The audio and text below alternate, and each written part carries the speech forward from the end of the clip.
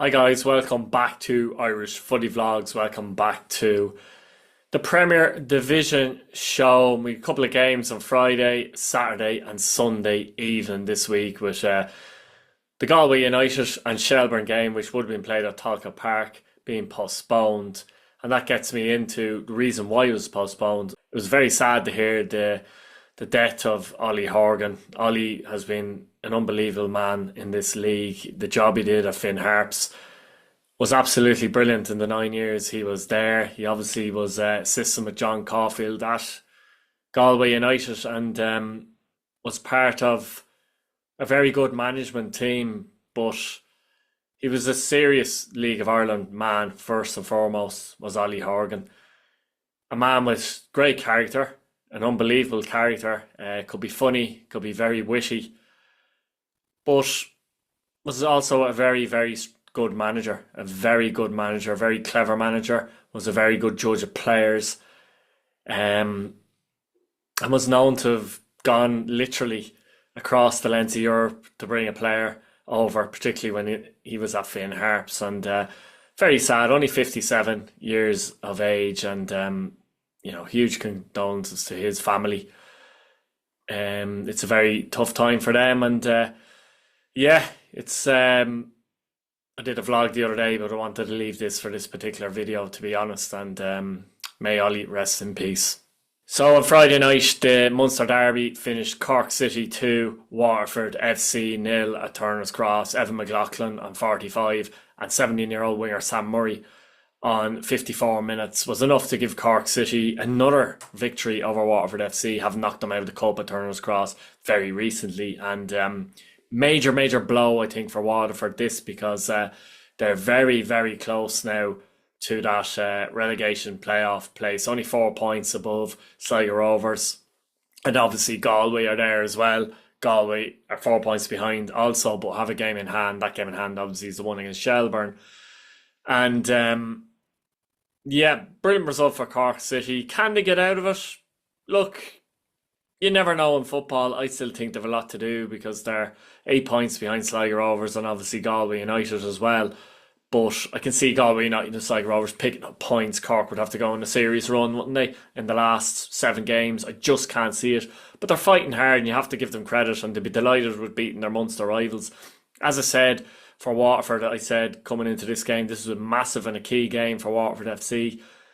In their last 7 games as well, they've to play the 4 Dublin teams as well, Shamrock Rovers, Pats, Shells and Bows, which is never easy.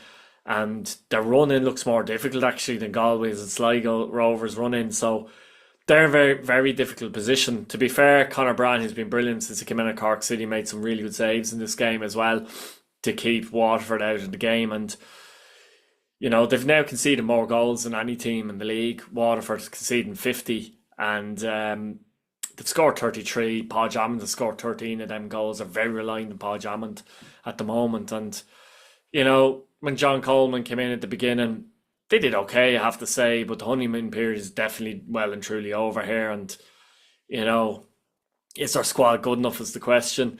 They'll probably be delighted actually with the international break coming up. Out of any team, Waterford FC will be the most delighted with that international break, and hopefully they can reset.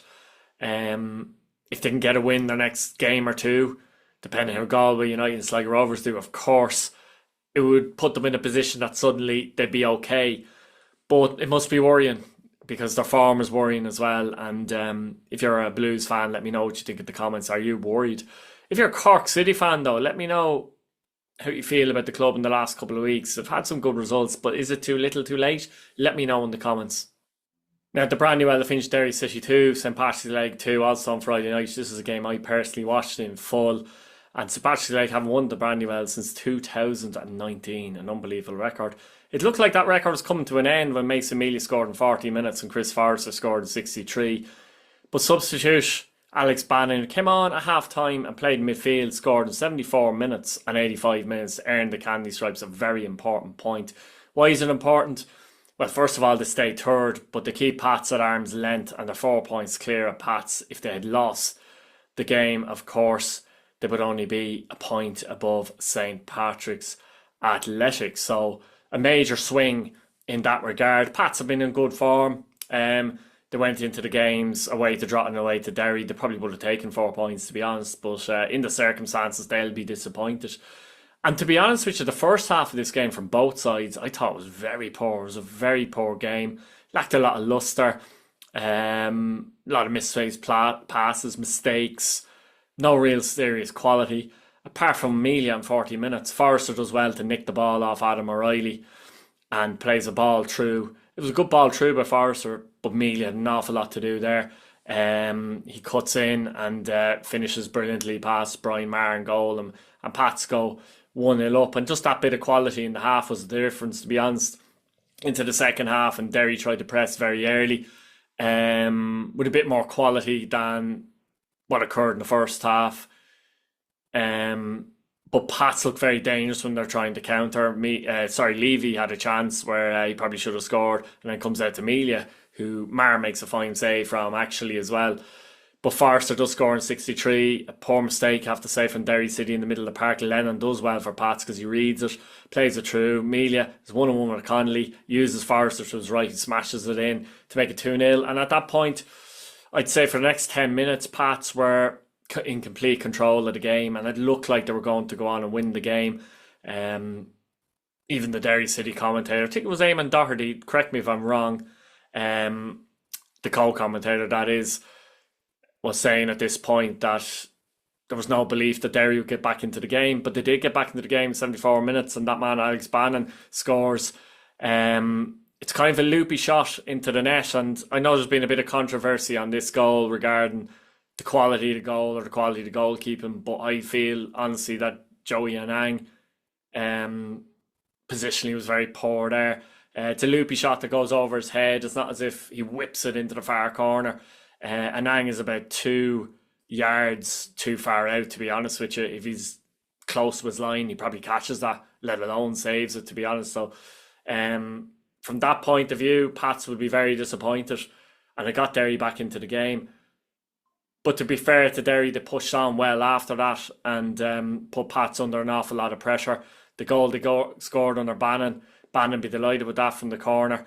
Pats will be disappointed again with the defending. Bannon's not the biggest on the planet, is he? And somehow wins it and makes it 2-2.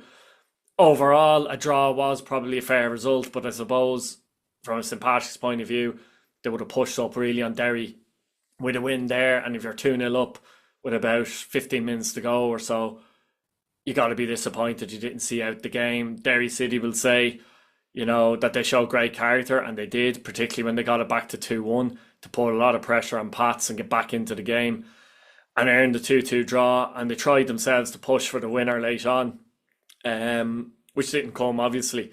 But I think it's not a disaster for Pats, but disappointing when you're 2-0 up. For Derry City, in the circumstances for them, it's a good point, to be fair, and it just keeps Pats at arm's length. And with Bowes not winning, which we'll talk about in a minute on Saturday, it just keeps Derry right in there. But it's still very interesting, that race for Europe. And let me know what you think in the comments. Finished 2-2 at the Brandywell. Now at the showgrounds, I finished Sligo Rovers 0, Bohemians 0. Another game I watched on Saturday evening, and this was a very entertaining 0-0. I don't know how it finished 0-0. Both teams I thought played good football with good intensity. Overall quality of this game was better than the Derry City and Pats game I'd seen on Friday night from an overall quality perspective. The point, I don't think either team be disappointed though with the point. Sligo Rovers go level with Galway. I know they've given a hand Galway, but it is at Tolka Park, and they do gain in Waterford. They're 4 points behind them. Bowes, likewise, they'll be, like Sligo, they could have won it, but they could have lost it type thing. But it puts them back in second place and a point home to Derry City, and 5 points, above St. Patrick's Athletic in the league. Sligo probably started off the better in the first 15 minutes or so and had a couple of chances. Eldin particularly forcing a great save from Tereska. Eldin had a really good game from Sligo, but on the night his finishing was weird. He kind of blazed most of them over the bar, didn't he, on the night? Flores had a great chance where he could have scored with a header, I felt. Clark does well, where it's a bit of a mazy dribble but can only toe poke it, so it makes it difficult to score. And it was very entertaining first half. Tretzky, I think, made another save as well, didn't he, from Elding? Very entertaining first half. Second half continued to be entertaining, but I think Bowles had the best chance of the game. Douglas James Taylor, the ball was floated into the box, and I'd say it was about 4 or 5 yards out, and I don't know how he heads it over. He has to score that. It is a sitter. The commentary said it was a good chance. It was a sitter. He has to score that, and that would have put Bowles one up. Sargent somehow makes a good save as well. It's bizarre. It was actually quite funny, really, to be honest, but does make a really good save when I think he saves it, comes off the post, comes off the post, and then somehow lands in his arms. But he makes an absolute brilliant save just before that as well. So Bowles probably came the closest as such in that second half, but Sligo still had their chances on the breakaway. Eldin had a chance or two as well. There was a ball fizzed across the box from Fitzgerald and just evades two Sligo players coming in for a tap in. Very entertaining game, I have to say. Really enjoyed it. And a finish 0-0. So both teams be pleased enough with the point, I think. And as I said, really good game. The one mark against Bowes, if you like, was the fact that Devoy picked up a yellow at the final whistle, basically, and misses the game against Derry City, I believe, in a couple of weeks' time. So that's a big blow for them. They'll be disappointed with that. But let me know what you think in the comments. So on Sunday, another match I watched, Shamrock Rovers defeated Drogheda United by 2-1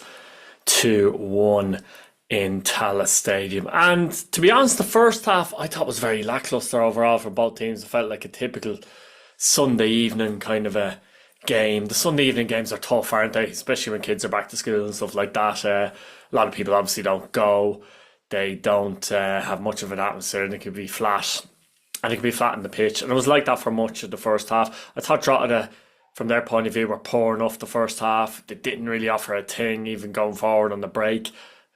They didn't seem quite themselves. They're a bit lacklustre. Shamrock Rovers felt like they were in second gear a little bit, but they did manage to hit the front in 31 minutes after the ball fell to Matt Healy on the edge, and he places it into the corner. I think Dennison probably saw it a bit late. There was 3 or 4 Drogheda bodies in front of him. I think he saw it a bit late, but Healy gave Rovers the lead. Second half, way better game in the second half, to be fair. Drogheda came out, to be fair, in the second half, and they actually tried to attack Rovers. Warren Davis had a great chance after a mistake from Matthews, a very poor back pass, but Davis reads it well. He gets in. McGinty does brilliantly to narrow the angle, which gives time for Pico Lopez to get back. Now, a lot of people say Davis should finish it anyway, and he probably should. However, Lopez does very well to try and block any kind of an angle and put doubt into Davis's head, and ends up making a superb tackle to keep Rovers 1-0 up. Josh Honan then scores an absolutely brilliant goal in 70 minutes. The ball's played out to him by Noonan, and he just hits it first time.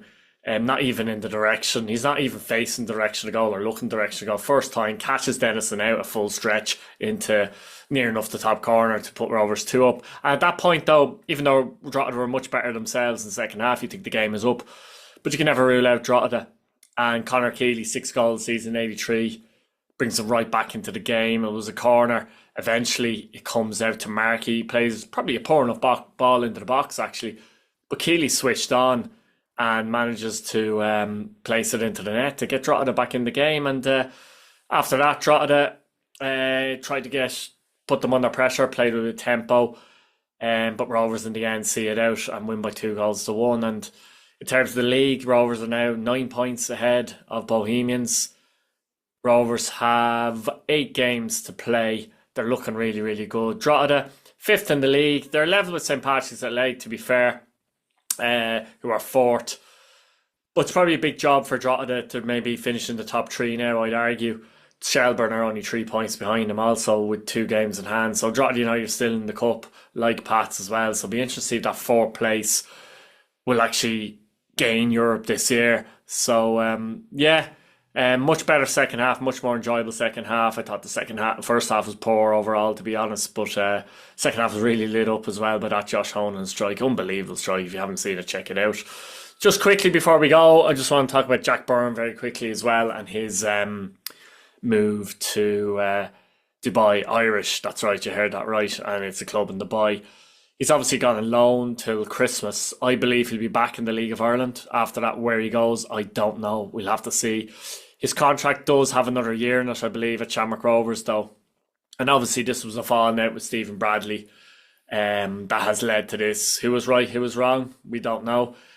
Sometimes it's not a right or wrong in these situations. I'm sure people watching this video have fallen out with people before.